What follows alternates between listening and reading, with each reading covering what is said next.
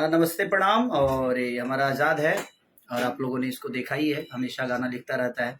देखिए पहली बार कोशिश किया है, अच्छा एक सॉन्ग गाया है का हलवा। IIFA music world Yogesh Mishra ji की है, हमारे मित्र हैं वो। उन्होंने एक सिनेमा मुझे लेकर बनाया था, दबंग सरकार।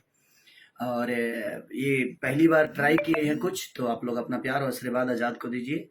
उस गाने का नाम है का हलवा।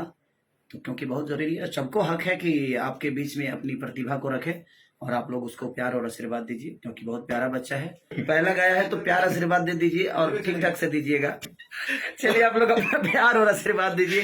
प्यारा बच्चा है, मेरा भाई है, छोटा है, और ऐसे ही आप सबके प्यार आशीर्वाद इसको मिलता रहे, मेरी शुभकामनाएं।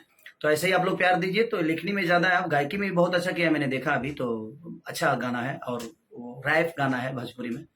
तो ऐसे ही आप लोग प्यार आशीर्वाद इसको दीजिए।